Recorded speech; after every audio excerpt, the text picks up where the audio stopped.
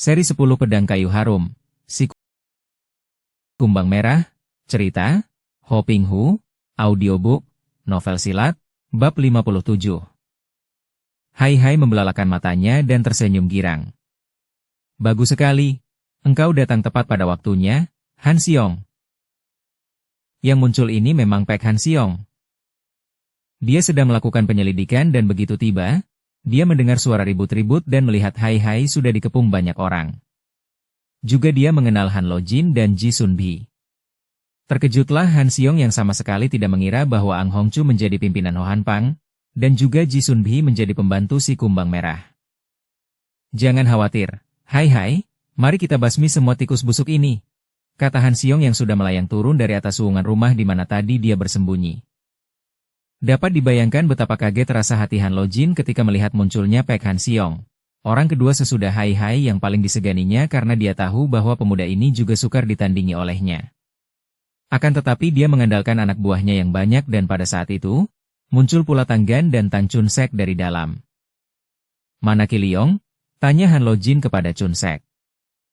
Entah kemana dia pergi bersama gadis Tibet itu, kata Chun Sek, kami menyingkirkan dua orang tawanan wanita lainnya.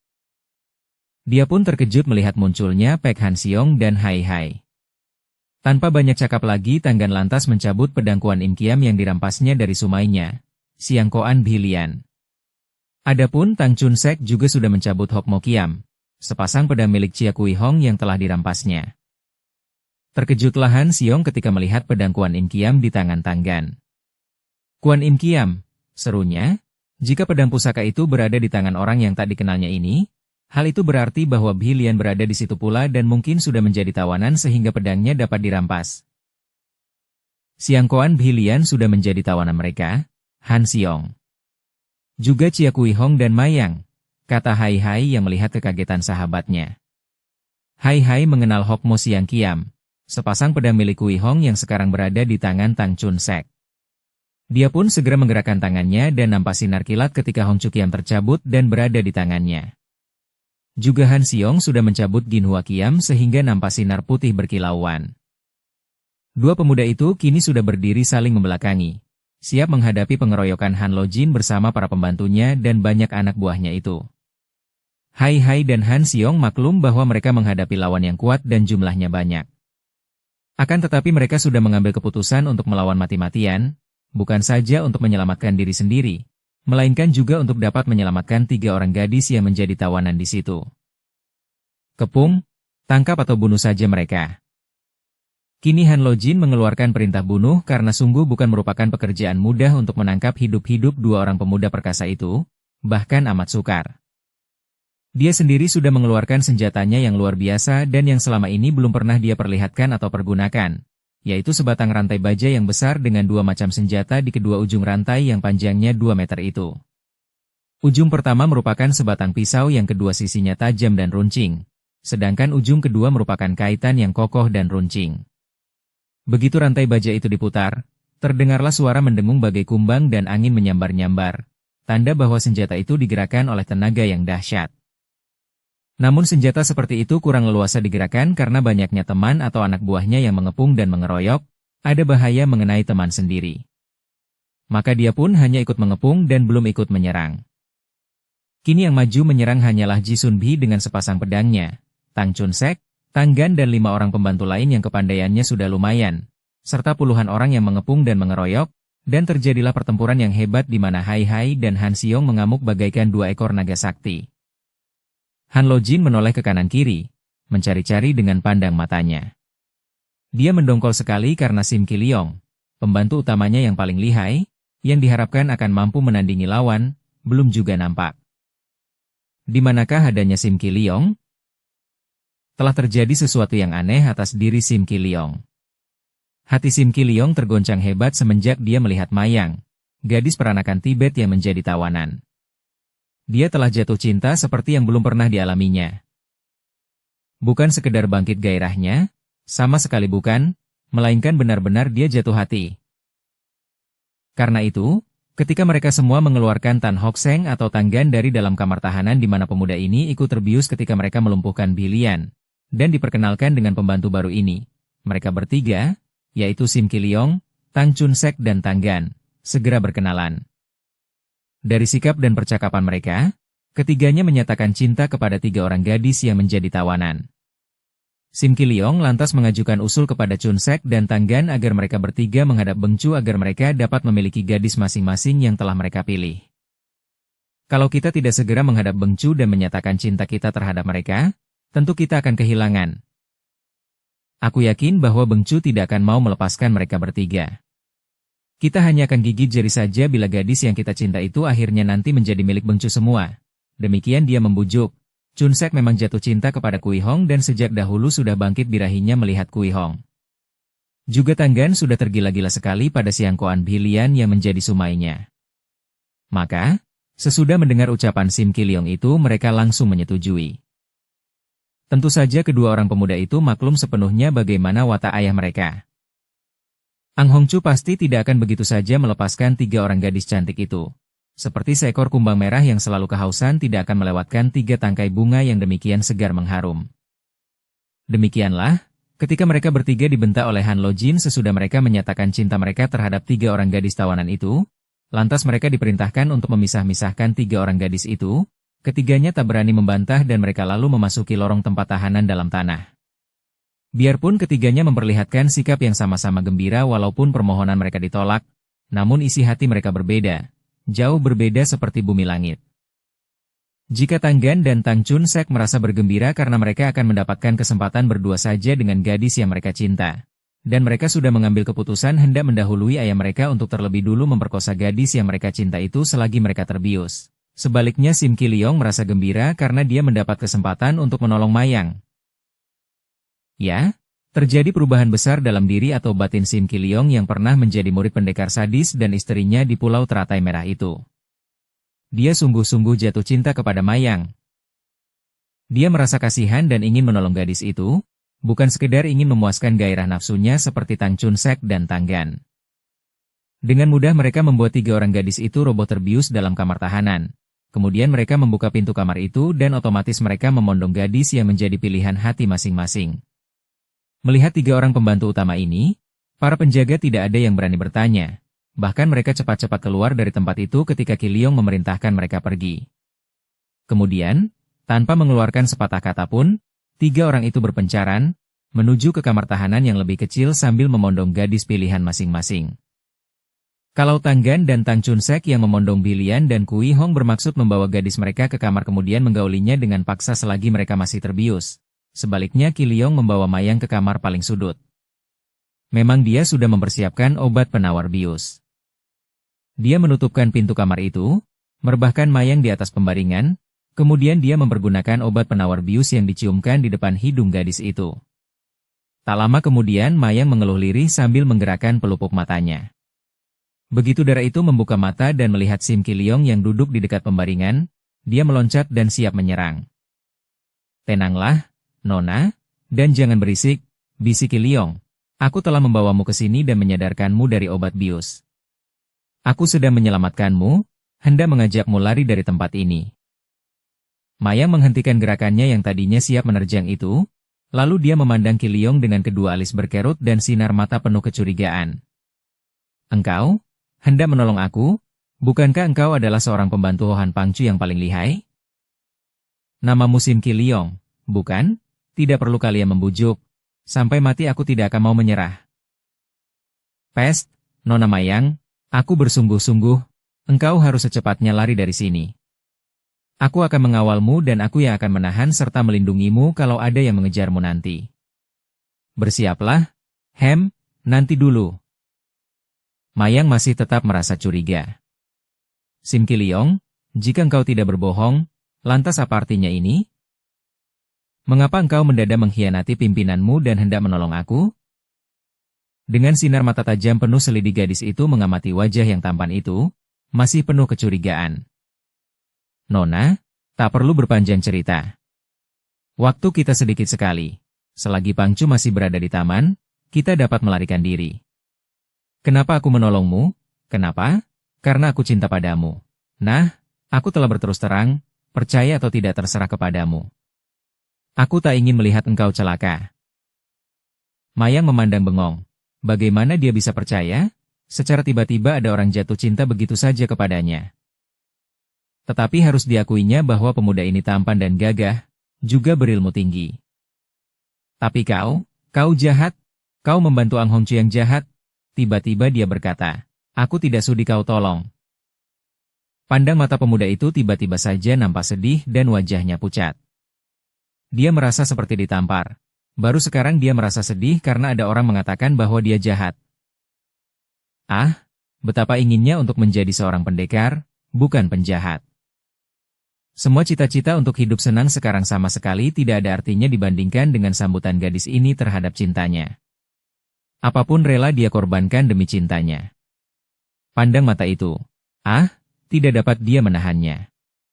Ingin dia menangis, ingin dia minta ampun kepada Mayang, ingin dia melihat Mayang tidak menganggapnya sebagai orang jahat. Nona, aku memang telah tersesat, akan tetapi setidaknya bantulah aku kembali ke jalan benar dengan membiarkan aku menolongmu. Lihat, senjata pecutmu telah kupersiapkan. Nah, terimalah senjatamu dan mari kuantar engkau pergi dari tempat ini. Cepat, sebelum terlambat, percayalah, aku melakukan ini karena aku cinta kepadamu, karena aku ingin kembali ke jalan benar. Aku tidak mengharapkan balas jasa darimu. Mayang menerima senjatanya, lantas dia pun mengangguk. Mari engkau tunjukkan jalan keluarnya. Pest! Qiliong memberi isyarat agar gadis itu tidak mengeluarkan suara karena pada saat itu dia mendengar suara gaduh yang lapat-lapat memasuki tempat itu melalui lorong bawah tanah. Dia mendengar suara orang berlari-lari masuk, kemudian disusul teriakan seorang anggota Ho Han Pang. Semua siap? Ada musuh datang mengacau? Pangcu memanggil semua anggota untuk menghadapi musuh. Kemudian terdengar suara Tang Chun Sek dan Tang Gan berlarian keluar pula dari tempat itu. Mari kita keluar, cepat! Kata Sim Qiliong dan dia menangkap lengan kiri Mayang, lalu diajaknya berlari keluar. Mayang tidak menolak, dia pun merasa tegang karena kini dia mendengar suara orang bertempur di luar sana. Mungkin kakaknya sudah datang untuk menolongnya. Tapi, bagaimana dengan Enci Kui Hong dan Enci Bilian? Tanyanya ragu. Mereka masih terbius, tidak cukup waktu untuk menyadarkan mereka. Aku khawatir nanti terlambat. Engkau lari lebih dulu? Nanti akan kuusahakan menolong mereka pula, kata Qiliong. Dia melihat kesempatan baik. Selagi terjadi kekacauan di situ, maka akan lebih mudahlah baginya untuk menyelundupkan Mayang keluar. Asal tidak ke pergohan Lo Jin, orang lain tidak akan ada yang berani menghalangnya. Sesudah mereka akhirnya tiba di luar bangunan itu, mereka melihat dua orang pemuda dikeroyok oleh puluhan orang. Qiliong segera mengenal dua orang yang dikeroyok itu. Tang Hai dan Pek Han Siong, dua orang yang merupakan lawan paling lihai yang pernah dia hadapi. Ah, itu Hai Koko dan Pek Tai Hiap. Aku harus membantu kakakku, kata Mayang dan dia pun cepat menerjang orang-orang yang mengepung Hai Hai dan Han Siong itu dari luar. Sepak terjangnya sangat menggiriskan, cambuknya meledak-ledak dan terdengar orang-orang berteriak kesakitan ketika cambuknya mendapat korban. Dukung channel Novel Silat dengan subscribe, follow, like, komen dan share. Haiko, aku datang membantumu, teriak Mayang dengan penuh semangat. Mayang, hati-hati. Hai Hai berseru khawatir sekali karena maklum betapa lihainya pihak lawan. Dia melihat betapa Ji Sun Bi dan beberapa orang tokoh Ho Han Pang menyambut adiknya itu. Dia khawatir sekali, akan tetapi juga tidak dapat membantu adiknya karena dia sendiri bersama Han Siong sejak tadi sibuk menghadapi pengeroyokan banyak orang. Kalau hanya menghadapi Ji Sun Bi seorang saja, 1 lawan 1, kiranya Mayang tidak akan mudah dikalahkan. Namun sekarang Ji Sun Bi dibantu oleh banyak orang sehingga Mayang repot juga menghadapi pengeroyokan itu. Tar-tar-tar, cambuknya meledak-ledak, merobohkan dua orang pengeroyok akan tetapi pada lecutan ketiga ujung cambuknya terbelit golok seorang pengeroyok lainnya. Sebelum dia sempat menarik kembali cambuknya, Ji Sun Bi telah menyerangnya dengan tusukan pedang dari kiri, mengarah lambungnya. Mayang menggeser tubuh ke kanan hingga pedang itu hanya lewat di samping tubuhnya. Akan tetapi pada saat itu pedang kedua di tangan kiri Ji Sun Bi membabat ke arah kaki Mayang. Terang! Pedang itu terpental dan hampir terlepas dari tangan Ji Sun Bi. Ih, kau? Ji Sun Bi berseru marah ketika melihat bahwa yang menangkis pedangnya tadi untuk menolong Mayang adalah Sim Qiliong. Akan tetapi Qiliong tidak menjawab, bahkan segera menyerangnya dengan pedang yang sudah dicabutnya dan dipergunakan untuk melindungi Mayang tadi. Ji Sun Bi terkejut dan marah sekali, cepat menangkis dengan pedang kanan. Terang!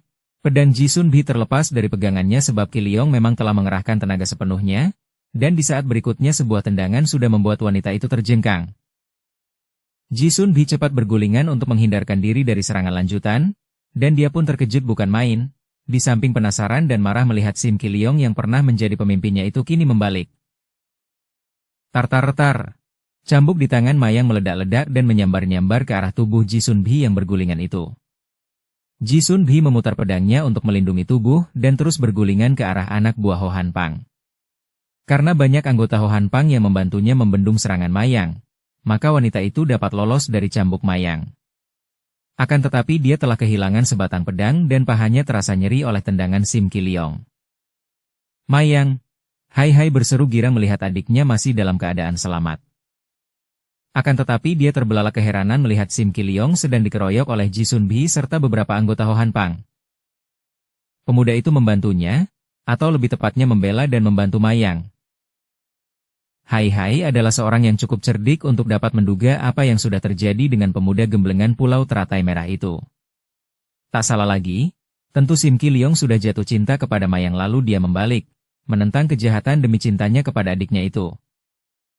Akan tetapi dia tidak sempat untuk berbicara lagi karena dia dikepung dan dikeroyok oleh banyak orang.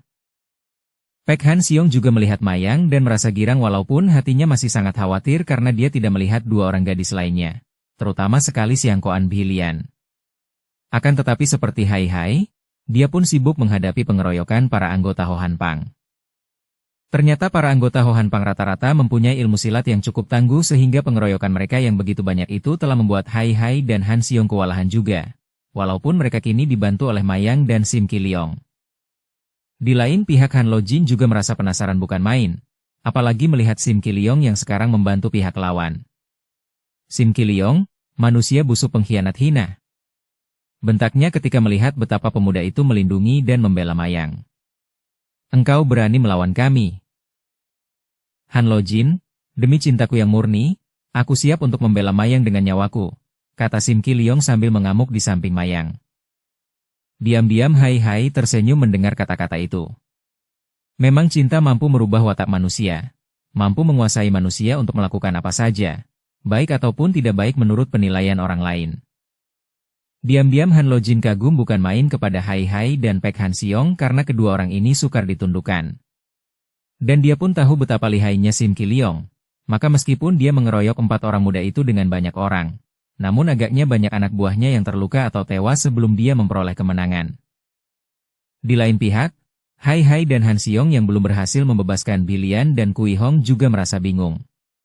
Mereka tidak dapat menggunakan ilmu sihir mereka karena selain Han Lo Jin atau Ang Hong Chu mempunyai kekuatan batin yang cukup tangguh untuk melawan kekuatan sihir mereka, juga terlampau banyak orang yang mengeroyok mereka sehingga sukar untuk dapat menguasai mereka dengan kekuatan sihir. Terpaksa mereka berdua mengamuk dengan mengandalkan pedang pusaka di tangan mereka. Gunakan asap pembius. Tiba-tiba saja terdengar perintah Han Lo Jin kepada para anak buahnya yang masih menganggur dan hanya mengepung tempat itu saja karena jumlah mereka terlalu banyak untuk dapat maju semua. Mendengar perintah ini, Hai dan Han Siong menjadi bingung juga. Sebelum mereka dapat melakukan sesuatu, terdengar ledakan-ledakan dan nampak asap putih mengepul memenuhi tempat itu. Para anggota Ho Han Pang sudah mengeluarkan sapu tangan dan menutupi mulut dan hidung dengan sapu tangan yang mengandung obat penawar racun pembius itu. Awas, tahan napas dan cepat menyingkir, teriak Sim Qi Liong memperingatkan Hai dan Han Siong. Nona Mayang, kau pakai sapu tangan ini. Ia meloncat ke dekat Mayang dan menyerahkan sehelai sapu tangan biru. Mayang menerima sapu tangan itu lalu mengikatkannya di depan mulut dan hidungnya. Ada aroma harum aneh yang melindunginya dari asap pembius, dan Mayang masih dapat memutar cambuknya untuk melindungi diri dari pengeroyokan, juga untuk membalas. Hai dan Han Siong menahan napas, cepat melompat ke tempat yang tidak dipenuhi asap. Sim Qi Liong bergulingan sambil pedangnya menyambar-nyambar dari bawah, dan dia berhasil merobohkan 3 orang pengeroyok yang terbabat kakinya. Pengkhianat, terdengar bentakan nyaring. Ketika itu Qi Liong sedang memutar pedang untuk menangkis hujan senjata para anggota Ho Han Pang dan Ji Sun Bi. Maka pada waktu kaitan itu menyambar dengan dahsyatnya, dia kurang cepat dan tahu-tahu pundak kirinya sudah terkena kaitan yang berada di ujung rantai yang dimainkan oleh Han Lojin. Aduh! Qiliong berteriak karena merasa betapa pundaknya nyeri bukan main. Melihat ini Mayang cepat menyerang Han Lojin dengan cambuknya. Tar! Akan tetapi tangan kiri Han Lojin menangkap ujung cambuk dan menarik dengan tenaga yang amat kuat sehingga tubuh Mayang terhuyung ke depan. Lepaskan! Tiba-tiba Hai Hai menerjang dari samping dengan tusukan pedang ke arah lengan kiri yang menangkap ujung cambuk. Han Lojin terkejut bukan main, tidak mengira bahwa Hai Hai berani masuk lagi ke dalam medan pertempuran yang penuh asap pembius. Terpaksa dia melepaskan ujung cambuk Mayang, dan kesempatan itu digunakan oleh Qiliong untuk mencabut keluar kaitan dari pundak kirinya. Dia bergulingan sampai jauh kemudian meloncat berdiri, pundak kirinya berdarah. Pek Han Xiong sendiri terpaksa harus berloncatan ke tempat yang bebas asap. Keadaan 4 orang muda itu kini terancam karena mereka telah terdesak hebat. Pada saat yang amat berbahaya bagi mereka itu, tiba-tiba saja terdengar suara hiruk-pikuk dan muncullah puluhan orang prajurit. Melihat kedatangan para prajurit ini, tentu saja orang-orang Ho Han Pang menjadi terkejut dan ketakutan. Bagaimanapun juga mereka merasa gentar kalau harus melawan prajurit pemerintah yang jumlahnya tentu ratusan, bahkan ribuan orang itu. Dan yang memimpin pasukan itu adalah seorang panglima tinggi bersama Menteri Chang Kucheng sendiri. Bagaimana Menteri Chang dapat muncul pada saat yang amat tepat itu? Ketika Chia Kui Hong meninggalkan istana Menteri Chang Kucheng, gadis itu yang terikat janji dengan Han Lojin sehingga tidak berani membuka rahasia, hanya menganjurkan agar pembesar yang bijaksana itu melakukan penyelidikan dan bertanya kepada Hong Ho, permaisuri, lagi tentang rahasia laki-laki yang pernah mengacau di bagian putri istana kaisar. Setelah gadis itu pergi, Menteri Chang termenung dan akhirnya dia mengambil keputusan untuk menjumpai sang permaisuri. Dengan bijaksana dan halus dia membujuk permaisuri supaya bercerita demi keselamatan negara dan demi kehormatan istana kaisar. Akhirnya berceritalah permaisuri tentang petualangan bekas perwira Tang Bun An dan betapa dia sendiri tidak berdaya karena diancam oleh perwira itu setelah perhiasannya dicuri. Mendengar ini Menteri Chang terkejut dan marah bukan main. Memang sejak dulu pun dia sudah menaruh curiga terhadap perwira itu, akan tetapi karena tidak ada bukti, maka dia pun tak mampu berbuat sesuatu. Kini, setelah mendengar keterangan Hong Ho sendiri, tentu saja dia tidak ragu-ragu lagi. Orang yang sudah berani membuat kekacauan di istana, berbuat cabul, berani memaksa Hong Ho agar menyimpan rahasia, adalah orang yang jahat dan berbahaya sekali. Biarpun sekarang memimpin perkumpulan yang dinamakan Ho Han Pang, yang kelihatannya membantu pemerintah dan mengamankan keadaan, tapi kalau orang seperti itu dibiarkan bebas menyusun kekuatan, kelak tentu akan berbahaya sekali bagi keselamatan negara. Karena itu dia segera menghubungi Panglima Pasukan Keamanan, mengerahkan pasukan dan dia pun ikut memimpin pasukan itu menyerbu Ho Han Pang. Tentu saja Han Lojin terkejut bukan kepalang ketika melihat ada sejumlah besar pasukan datang menyerbu. Maka tahulah dia bahwa permainannya telah tamat, harapannya sudah hancur dan semua usahanya selama ini sia-sia belaka. Bahkan kini keselamatan dirinya sudah terancam pula. Tiba-tiba dia melemparkan sebuah benda ke atas tanah. Benda itu meledak dan tempat itu penuh asap hitam. Karena khawatir kalau asap itu beracun pula, Hai Hai cepat melompat ke belakang sambil berseru kepada Han Xiong dan Mayang agar menjauhkan diri dari asap. Asap ini hanya menggelapkan, tidak beracun. Halangi mereka melarikan diri, terdengar Sim Qiliong berseru.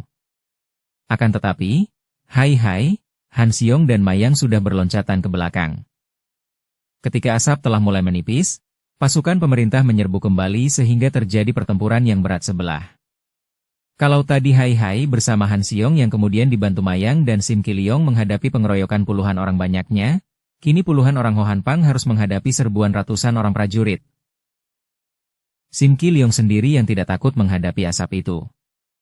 Dia tidak pernah melepaskan Ji Sun Bhi dan biarpun wanita itu berusaha untuk melarikan diri, tetapi dia selalu dihadang oleh Qiliong. Ji Sun Bhi menjadi marah dan nekat, lantas menggunakan pedangnya yang tinggal sebuah itu untuk menyerang Sim Qiliong.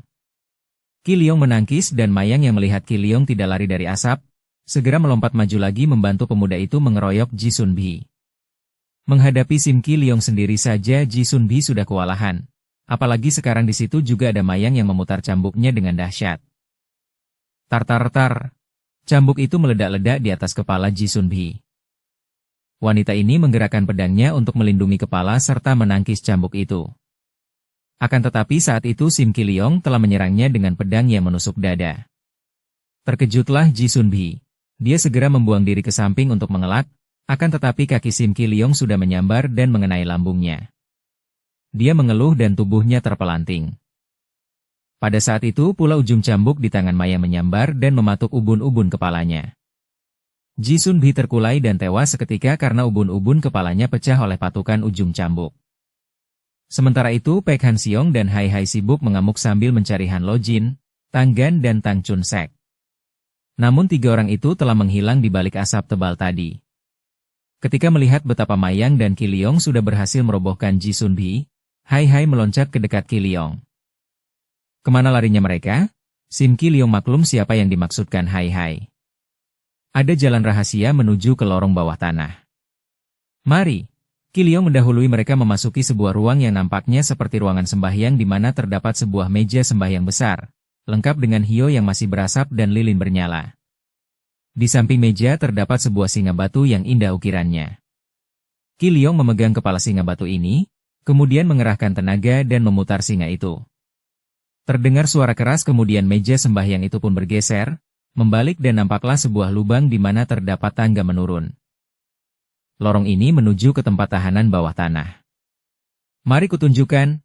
Dia pun langsung mendahului masuk, diikuti Mayang, kemudian Hai Hai dan Han Siong. Dan benar saja, lorong itu membawa mereka ke tempat tahanan bawah tanah.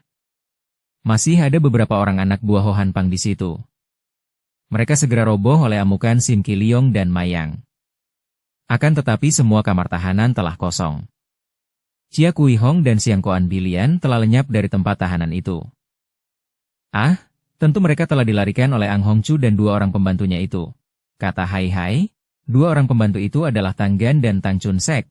Mereka adalah dua orang putra Han Lo Jin, kata Sim Kiliong. Ah, Hai Hai memandang pada Kiliong dengan sinar mata penuh selidik.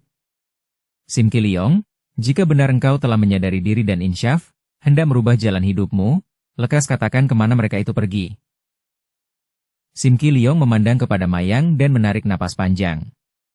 Dia benar-benar merasa malu sekali kepada Mayang dan merasa menyesal mengapa dia mempunyai latar belakang yang hitam. Sukar mengharapkan balasan cinta kasih dari Mayang. Akan tetapi cinta kasihnya terhadap gadis itu telah mengubah pandangan hidupnya, menyadarkannya bahwa dunia hitam, jalan sesat bukanlah jalan yang baik dan tidak menuju kebahagiaan. Aku tidak dapat memastikan kemana mereka pergi. Akan tetapi ada jalan keluar rahasia dari lorong ini, menuju ke belakang perumahan Ho Han Pang menembus gunung. Ini pun belum pernah kulalui sendiri, hanya menurut keterangan Han Lo Jin. Mari, kembali Sim Kiliong menjadi petunjuk jalan, dan di sudut ruang tahanan paling belakang dia menggerakkan batu-batu tertentu yang menyembunyikan alat-alat rahasia di dinding. Terdengar suara berderit lalu dinding itu pun bergerak, dan akhirnya muncul sebuah pintu kecil. Mayang, Kiliong, kalian kembalilah ke depan. Biar aku bersama Han Siong saja yang melakukan pengejaran. Katakan kepada Menteri Chang bahwa kami melakukan pengejaran terhadap Han Lo Jin dan kami akan berusaha menangkapnya. Setelah berkata demikian, Hai Hai dan Han Siong memasuki pintu rahasia itu melakukan pengejaran. Mayang ragu-ragu, akan tetapi Kiliong menyentuh lengannya. Kakakmu berkata benar, terlalu berbahaya bagimu untuk ikut mengejar, dan mungkin di luar sana masih membutuhkan bantuan kita. Marilah, kita taati pesan kakakmu. Keduanya lalu keluar dari lorong bawah tanah itu. Di luar masih terjadi pertempuran dan mereka pun segera terjun ke dalam pertempuran untuk membantu pasukan pemerintah. Para anak buah Ho Han Pang melawan mati-matian, tetapi pertempuran itu berjalan berat sebelah dan tidak lama kemudian seluruh anak buah Ho Han Pang sudah dapat digulung. Ada yang tewas, terluka atau tertangkap. Menteri Chang Kucheng yang menerima laporan dari perwira pasukan bahwa Mayang dan Sim Kiliong tadi membantu pasukan pemerintah membasmi gerombolan Ho Han Pang, menerima mereka dengan ramah. Apalagi ketika mendengar bahwa Mayang adalah adik Hai Hai dan Sim Kiliong masih saudara seperguruan dengan Chia Kui Hong, pembesar itu menjadi kagum. Dia lalu bertanya bagaimana keadaan Chia Kui Hong dan Hai Hai. Tak izin, tadinya saya sendiri, Enci Kui Hong dan Enci Siang Koan Bilian ditawan oleh ketua Ho Han Pang. Sekarang kedua orang enci itu agaknya dilarikan oleh ketua Ho Han Pang dan para pembantunya, akan tetapi kakakku Hai Hai dan Pek Han Siong Tai Hiap sedang melakukan pengejaran. Bahkan sekarang saya bersama Sim Ki Leong hendak melakukan pengejaran pula untuk membantu mereka. Bagus sekali. Kami harapkan agar mereka yang menjadi pengacau di kota raja itu dapat ditangkap. Mayang dan Ki Leong kemudian segera pergi untuk melakukan pengejaran terhadap Han Lo Jin, mengikuti jejak Hai Hai dan Han Siong melalui terowongan rahasia yang menjadi jalan keluar lewat pintu belakang. Dengan bantuan kedua orang putranya, Tang Chun Sek dan Tang Gan, Han Lo Jin atau Ang Hong Chu Tang Bun An memang sudah berhasil melarikan diri setelah dia meledakkan alat peledak yang menimbulkan asap tebal. Mereka bertiga cepat-cepat memasuki lorong bawah tanah. Kedua orang pemuda itu disuruh memanggul Chia Kui Hong dan Siang Koan Bhilian yang masih pingsan terbius, maka dengan sendirinya dua orang pemuda itu memondong gadis pilihan masing-masing. Chun Sek memondong Kui Hong, adapun Tang Gan memondong Bhilian. Bersambung ke bab 58. Dukung kami dengan subscribe, follow, like, komen dan share. Terima kasih.